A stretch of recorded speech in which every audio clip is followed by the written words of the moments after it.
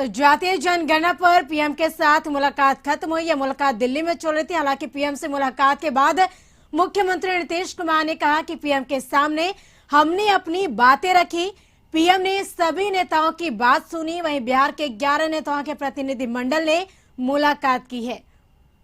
तो हालांकि सीएम नीतीश के नेतृत्व में यह मुलाकात हुई। तब देखना होगा क्या इस मुलाकात के बाद जातीय जनगणना पर बात बनती है।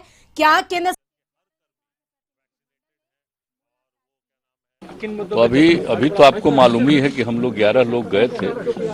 10 पार्टी के सभी रिप्रेजेंटेटिव लोगों ने उनसे मुलाकात की और सब लोगों ने जाति आधारित जनगणना के बारे में जो सब लोगों का एक मत है, हम सब लोगों का, पूरे बिहार के सभी पार्टियों का, तो उसी के बारे में उनको पूरी जानकारी, एक एक विषय और उसको डिटेल्स में कि कैसे 2019 में पास हुआ, 2020 में हुआ और किस तरह से हम लोग थे।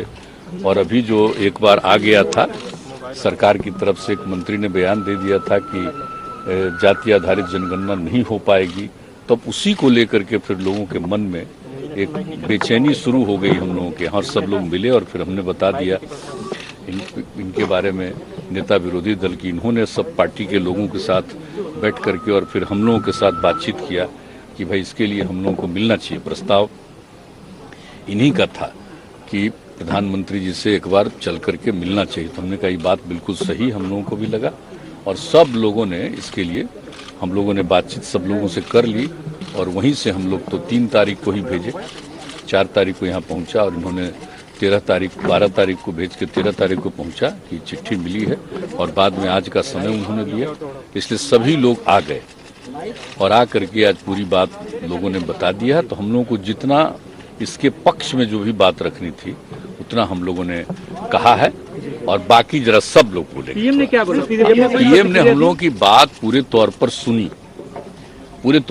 है, सब लोगों की बात सुनी और ऐसा नहीं है कि वो कोई नहीं सुन रहे थे, पूरे तौर पर सुना और सब लोगों ने इस चीज के पक्ष में जो एक एक बात कही है, हर तरह की बातें जो रखी है, तो उसको ध्यान से सुने हैं और हम लोगों को उम्मीद है कि इन सब चीजों पर भी गौर करेंगे, ये करेंगे।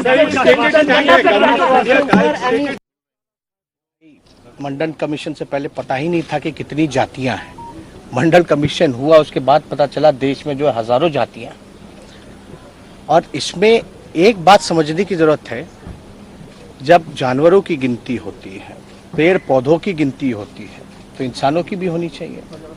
SC ST का होता रहा है और धर्म के आधार पे भी जो है, रिलीजन का भी जो है वो उसकी भी काउंटिंग होती है। हम ये जानना चाहते हैं कि हो क्यों नहीं होना चाहिए। जब आपके पास कोई साइंटिफिक आंकड़ा है ही नहीं तो आप कल्याणकारी योजना तो कर ही नहीं सकते। गवर्नमेंट के पास अभी किसी भी सरकार के पास स्पष्ट आंकड़ा या कोई इस विषय में जानकारी जो है कि भाई कौन ऐसा समाज का लोग है जो दिहाड़ी मजदूर है, कौन ऐसे लोग हैं जो भूमिहीन है, कौन ऐसे जो लोग हैं जो भीख मांगते हैं। तो ये काम तो अभी जैसे केंद्र सरकार ने OBC की दिया है कि भाई राज्यों को कि कोई भी जात जो है OBC में राज्य चाहे तो डाल सकती है, लेकिन क्या बेस होगा उसका? तो आंकड़े आपके पास होंगे तब तो आप तय कीजिएगा। बहुत पहले भी होता रहा है बिहार में कि जब कभी नेशनल अंतर्राष्ट्रीय मुद्दा होता है तब पक्ष विपक्ष दोनों साथ है। इस बार भी भाजपा के प्रति सब लोग ऐसा कह रहे थे कि भाजपा नहीं चाहती है जातीय जनगणना, तो भाजपा का भी डेलीगेट है और एक डेलीगेशन में आया हुआ स्पष्ट रूप ने कहा कि वह जातीय जनगणना हो, इसमें किसी को कोई ये नहीं है, हम लोग सब साथ हैं।